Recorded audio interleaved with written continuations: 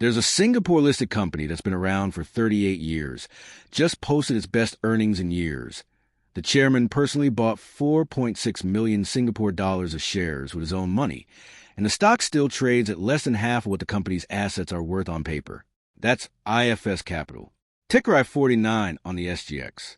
I've spent the last few weeks going through their financials, their annual report, and their latest results. In this video, I'll break down what this company actually does, why the stock just nearly doubled, what could go wrong, and what I think it's actually worth. Let's get into it. Here's the business in plain English. IFS Capital borrows money from banks like DBS, OCBC, UOB, and regional banks in Thailand and Malaysia at maybe 3 to 5% interest.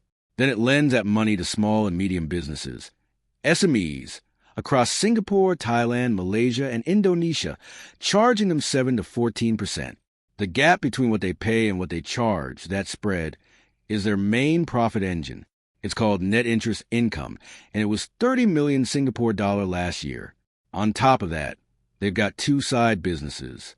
SGX, an insurance arm that sells things like performance bonds and motor insurance, and IFS Asset Management, which runs a private credit fund for family offices and earns management fees. But the core engine is simple. Borrow cheap, lend expensive, keep the spread. Why does this business even exist? Why don't these SMEs just go to a bank? Because banks are picky. SMEs make up over 99% of companies in Singapore and almost half of GDP. But a lot of them don't have the financial history or collateral that banks demand. So there's a permanent gap between what SMEs need and what banks are willing to lend. IFS fills that gap, and one of their specialties is something called factoring. Basically buying a company's unpaid invoices at a discount and collecting from the customer directly. In Thailand, IFS has been the market leader in factoring for over 30 years. And factoring penetration there, and in Singapore, is still way below places like Europe. So there's real room to grow. Now here's why this stock has been moving. Look at these FI 2025 numbers. Net operating income up almost 33%. Net interest income up 20%. Profit before tax up 65%. And the bottom line, net profit to shareholders, more than doubled, up 151% to 4.74 million Singapore dollars. Earnings per share went from about half a cent to 1.26 cents. And management rewarded shareholders by raising the dividend 60% to 0.8 cents per share. This is a real broad-based earnings recovery, not a one-off accounting gain. Income grew faster than costs, which is exactly what you want to see. Now, here's the number that worries me a little. Stage 3 provisions, basically money set aside for loans that have gone bad, jumped from 0.7 million Singapore dollars in FI 2024 to 4.4 million Singapore dollars in FI 2025. Management says this is from defaults in the Thailand portfolio, but they haven't told us how many borrowers, what industry, or what the recovery looks like. To put in perspective, that 4.4 million Singapore dollar provision ate up about half of the operating profit IFS generated before provisions. Thailand is IFS's biggest and most profitable market. So if this is the start of a bigger problem, it matters a lot. If it's one or two isolated defaults, it's manageable. This is the single biggest thing I want answered before going all in on this stock. Let's talk about competitive advantage. What investors call a moat. IFS's biggest strength is its 30-plus year history as a factoring market leader in Thailand. That kind of relationship depth is hard for new entrants to copy. They're also an approved lender under Enterprise Singapore's government loan schemes, which gives them a credit backstop banks don't get. But here's the weakness. IFS funds itself entirely through bank borrowings. They don't take deposits, unlike Leong Finance or Singapura Finance. That means their cost of funds is structurally higher, and they're not a consumer brand. There's no brand loyalty here.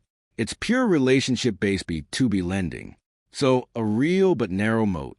Strong in their niche, but vulnerable on cost of funds. Here's the number that first caught my attention. IFS trades at 0.45 times book value.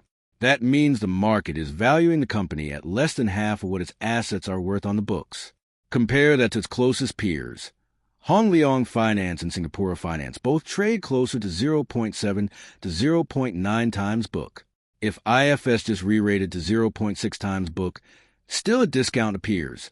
That's a share price of about 29 cents. That's roughly 32% upside from today's 22 cents. On AP basis, it's a bit more mixed.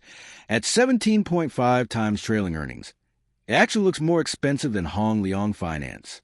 But remember, FI 2025 earnings were dragged down by that Thailand provision spike. Strip that out, and the normalized PE is closer to 14.7 times, right in line with peers. I ran a discounted cash flow model, base case and bear case, plus a price-to-book and forward P cross-check, and blended them together. My base case DCF says fair value is around 0.275 Singapore dollars a share.